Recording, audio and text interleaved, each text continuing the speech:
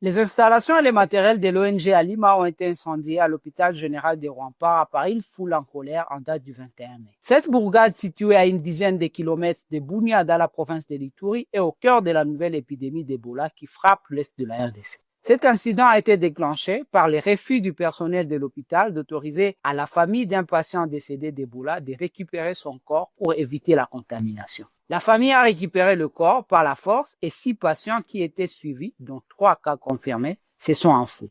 L'armée et la police sont intervenus pour établir le calme. Comment expliquer cette résistance et qu'avons-nous appris des crises Ebola passées? Bonjour, je suis Eugen Miveri, chercheur principal à Eboutéli. Vous écoutez le 21e épisode de la saison 6 de Pona Bisso, la capsule audio d'Eboutéli, Institut congolais de recherche sur la politique, la gouvernance et la violence, et du groupe d'études sur le Congo GEC, qui analyse chaque semaine un sujet de l'actualité congolaise. Nous sommes le vendredi 29 mai 2026. Le 15 mai 2026, le gouvernement congolais a déclaré la 17e épidémie d'Ebola, issue de la souche Bundibugyo, pour laquelle il n'existe pas encore ni vaccin homologué ni traitement spécifique. L'OMS a déclaré cette épidémie comme une urgence de santé publique de portée internationale. Depuis, il a été rapporté plusieurs scènes de protestations contre l'enterrement sécurisé des personnes décédées d'Ebola. Ceci n'est pas un phénomène nouveau. Plusieurs incidents similaires ont eu lieu pendant d'autres épidémies et particulièrement pendant la 10e épidémie qui avait touché la région de Beni et Butembo entre 2018 et 2020.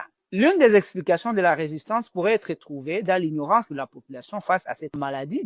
Certains minimisent le danger de la maladie, d'autres nient même son existence et attribuent le mort à des phénomènes surnaturels. Selon une évaluation d'ActionAid dans 3 zones de santé de l'Ituri, une personne sur 3 ne croit pas à la réalité d'Ebola. Seulement 34% des personnes interrogées peuvent identifier correctement au moins 3 modes de transmission du virus.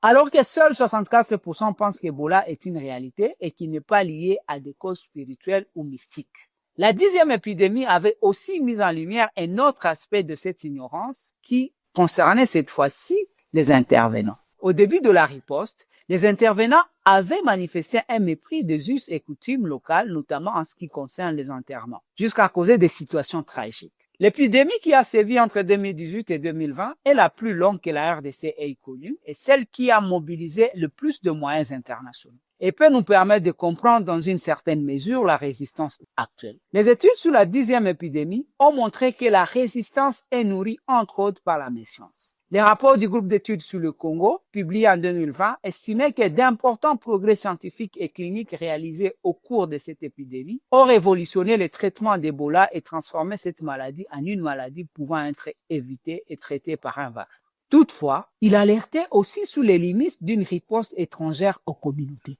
Le fait que la réponse soit restée extérieure aux structures de santé familières à la communauté a considérablement compromis son efficacité, ce qui a pu prolonger l'épidémie et contribuer à la violence. L'étude recommandait que la riposte soit basée sur les systèmes de santé existants qui a la confiance de la population. La nouvelle épidémie, quant à elle, touche déjà l'Ituri, le Nord Kivu et le Sud Kivu.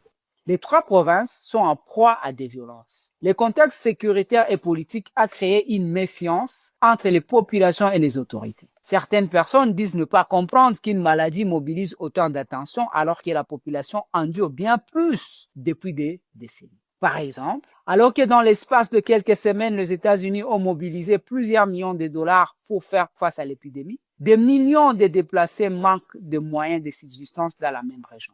Les forces démocratiques alliées ADF y massacrent des civils depuis plusieurs années sans que les opérations militaires ne parviennent à les en empêcher. La présence d'autres groupes armés ajoute à la complexité de la riposte. Alors qu'il y a nécessité de sécuriser les intervenants, il est important d'éviter la militarisation au risque d'ajouter à la méfiance de la population. La mobilisation des ressources par l'OMS, l'Africa CDC, les États-Unis et les ONG est à encourager. Cependant, la 10e épidémie nous a appris qu'il est important de soutenir les systèmes de santé existants, promouvoir une approche sensible au contexte local et faire contribuer les leaders d'opinion locaux pour créer la confiance de la population. En attendant la suite, nous vous invitons à rester connectés à nos analyses et reportages sur la scène congolaise. Vous pouvez le faire en rejoignant notre fil WhatsApp, en envoyant GEC ou Eboutéli au plus 243 89 41 10 542 pour recevoir Pona Bisso chaque vendredi sur votre téléphone. À bientôt!